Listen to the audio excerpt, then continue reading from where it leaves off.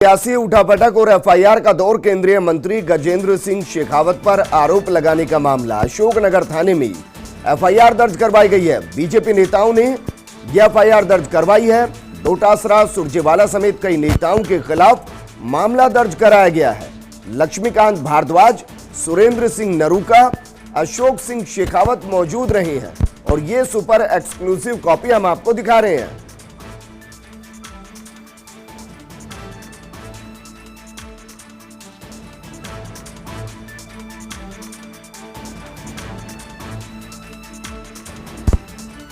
तो super exclusive तस्वीर हम आपको दिखा रहे हैं। दरअसल उस एफआईआर की कॉपी है जो बीजेपी की तरफ से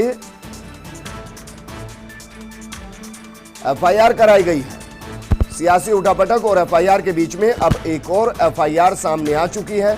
लक्ष्मीकांत भारद्वाज की तरफ से एफआईआर कराई गई है। प्रवक्ता है बीजेपी राजस्थान।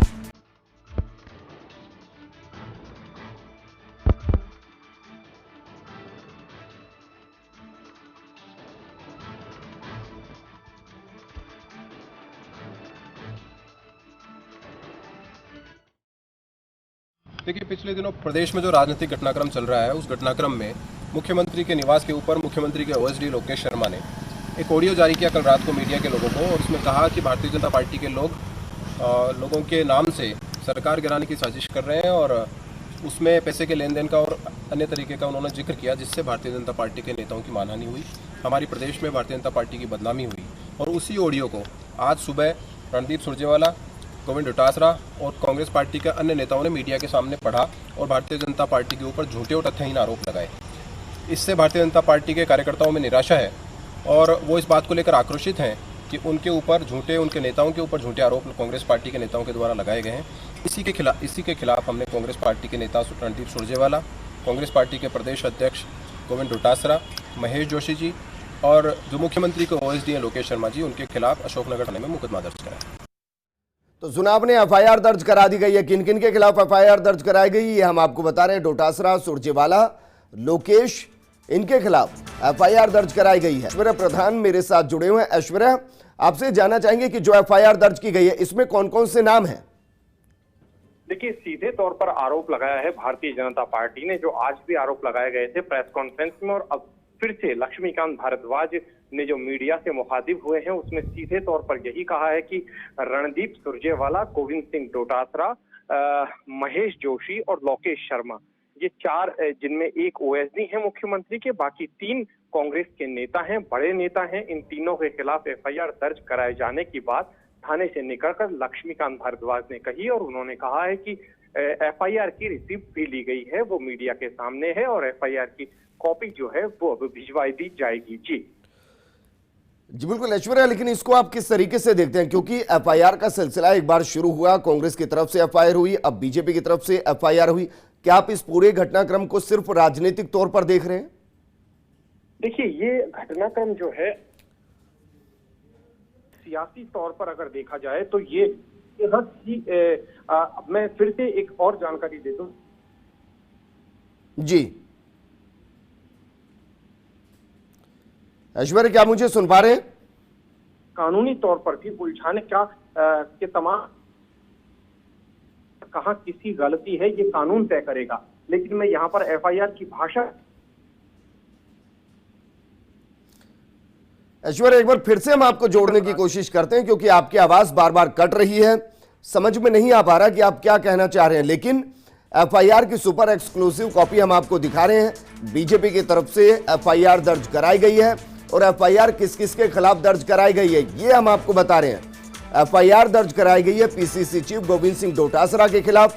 एफआईआर दर्ज कराई गई है राष्ट्रीय प्रवक्ता रणदीप सुरजेवाला के खिलाफ। इस दौरान नाम मुख्यमंत्री के ओएसडी लोकेश शर्मा का भी एफआईआर के अंदर है और मुख्य सचेतक महेश जोशी के खिलाफ भी यह एफआईआर दर्ज कराई गई है। बीजेपी के प्रवक्ता लक्ष्मीकांत भारद्वाज ने इस एफआईआर को दर्ज कराया है। इस दौरान उनके साथ दो अन्य बीजेपी के नेता भी मौजूद थे, सुरेंद्र सिंह नरूका और अशोक सिंह शेखावत, ये भी उनके साथ मौजूद थे।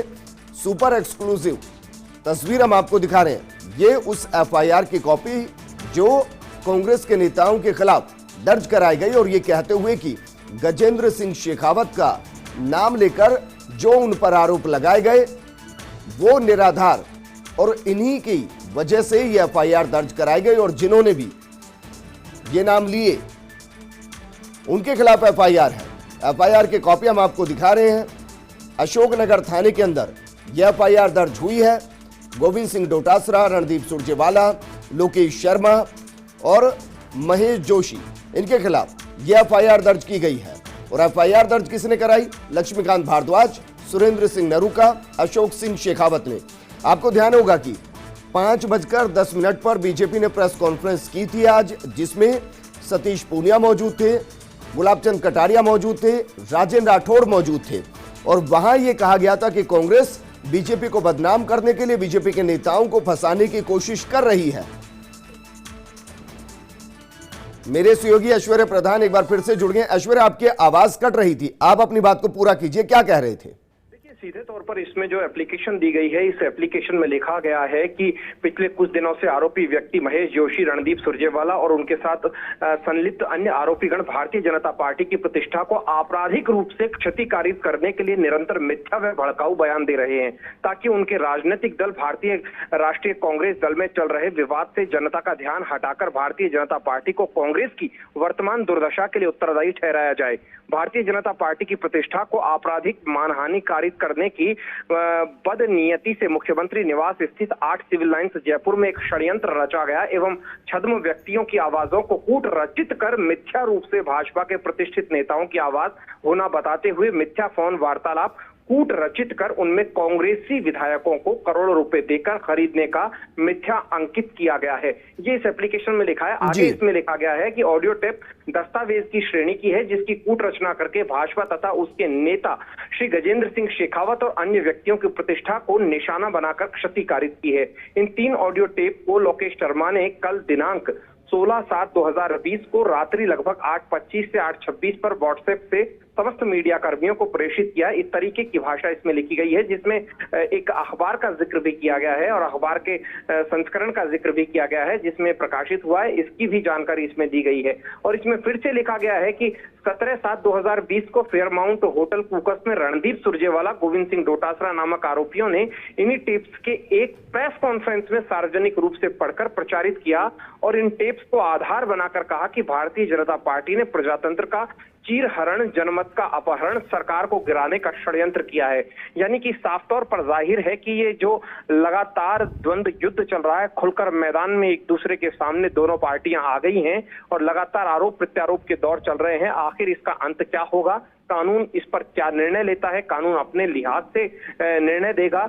लेकिन एक बात तो तय है कि लगातार दोनों के शहमात के खेल में शह किसको मिलती है, मात किसको मिलती है, ये भविष्य के गर्भ में है या फिर प्रकृति ईश्वर जानता है। जी लेकिन ऐश्वर्या, इसको मैं मुख्यमंत्री के उस बयान के साथ जोड़कर देखना चाह रहा हूं, क्योंकि मुख्यमंत्री ने बाकायदा आज कहा कि सीएम हाउस से इस तरीके की कोई ऑडियो टेप लीक नहीं हुई है। उन्होंने खुद कहा, उन्होंने ये भी कहा कि अगर ये ऑडियो टेप फर्जी है तो राजनीति से संन्यास ले लूंगा, राजनीति छोड़ दूंगा। मुख्यमंत्री जब इस तरीके के बयान दे तो उनका काफी मतलब होता है। स्वाभाविक तौर पर वही भाषा जो है भारतीय जनता पार्टी के नेताओं ने उपयोग दी। यहाँ पर गुलाबचंद कटारिया ने कहा कि दुनिया की किसी भी एजेंसी से जांच करवा लीजिए, ये शेखावत साहब ने कहा है और मैं भी कह रहा हूँ। तो भारतीय जनता पार्टी के नेताओं में, जिनमें कि राजेंद्र राठौड़ साहब और प्रदेश अध्यक्ष सतीश पूनिया और राजेंद्र राठौड़, दोनों ने एक साथ ये बात कही है कि आप कहीं से भी जांच करवाइए, आप सीबीआई से भी जांच करवाइए, इस तरीके की बात कही है और किसी भी एजेंसी से जांच करवा लीजिए। नटशेल में कहा जाए तो उन्होंने कहा है कि इसकी जांच करवाइए, आवाज का मिलान करवा सकते हैं यदि किसी तरीके की ऐसी बात है, क्योंकि गजेंद्र सिंह शेखावत स्वयं इनकार कर चुके हैं कि कूट रचित तरीके से उसे माना गया है और उन्होंने दलील दी कि सुप्रीम कोर्ट भी इस तरीके के ऑडियो को स्वीकार नहीं करता है। और भारतीय जनता पार्टी की दलील थी कि आखिर किसकी परमिशन से ये ऑडियो जो है, ये लिए गए ऑडियो जो है, बनाए गए ऑडियो आए और क्या प्रोसेस रहा, कानूनी प्रोसेस क्या रहा। तो दूसरी तरफ गुलाबचंद कटारिया ने जिक्र किया कि वह गृह मंत्री रहे हैं और गृह मंत्री रहते हुए उन्हें अच्छा खासा तजुर्बा है। इस तरीके की राजनीतिक बातें जो हैं उन पर उनको पूरी दुनिया जानती है कि ये सीधे तौर पर भारतीय जनता पार्टी को बदनाम करने की साजिश की गई है। इस तरीके की बात भारतीय जनता पार्टी के नेताओं ने कहते हुए बचाव किया और सीधे तौर पर भारतीय जनता पार्टी आज एकजुट नजर आई इस मुद्दे पर। भारतीय जनता पार्टी में खास तौर पर 3 नेताओं ने लगातार सुबह से शाम तक इस पूरे मुद्दे को राजस्थान में संभाला, यानी कि कहा जाए तो गजेंद्र सिंह शेखावत केंद्रीय मंत्री जो है, जिन पर आरोप लगे, उनके बचाव में तीनों प्रमुख नेता सामने खड़े हुए थे। हालांकि इन सबके परे कैलाश मेघवाल का जो बयान था वो बिल्कुल डिफरेंट था, वो कुछ और ही कहते नजर आए थे। वो अलग बात है, वो भी सियासत है, लेकिन बड़ी बात यह है कि सतीश पूनिया, गुलाबचंद कटारिया और राजेंद्र राठौड़, इन तीनों नेताओं ने इस पूरे मामले पर प्रेस कॉन्फ्रेंस करके अपना वक्तव्य प्रेस के सामने जारी किया था। फर्स्ट इंडिया न्यूज ने भी सुबह सबसे पहले इनसे बातचीत करके जनता को बताया था कि भारतीय जनता पार्टी का क्या वक्तव्य है। अब इसमें देखने वाली बात यह होगी कि भारतीय जनता पार्टी कोर्ट में जाकर मानहानि का भी मुकदमा दर्ज कराती या नहीं, क्योंकि मानहानि जैसी बात उन्होंने कही थी तो अभी तो ये एफआईआर दर्ज करवाई गई है। अब मानहानि क्या सिस्टम रहता है ये देखने वाली बात होगी। और स्वाभाविक तौर पर केंद्रीय नेतृत्व, जिसमें कि जगत प्रकाश नड्डा स्वयं भारतीय जनता पार्टी के राष्ट्रीय अध्यक्ष हैं, उनसे बातचीत की गई है इस पूरे मुद्दे को लेकर। और लगातार भारतीय जनता पार्टी के नेता भी केंद्रीय नेतृत्व के साथ आज लगातार संवाद बनाए हुए थे और उसके बाद ये डिसीजन लिया गया। जी।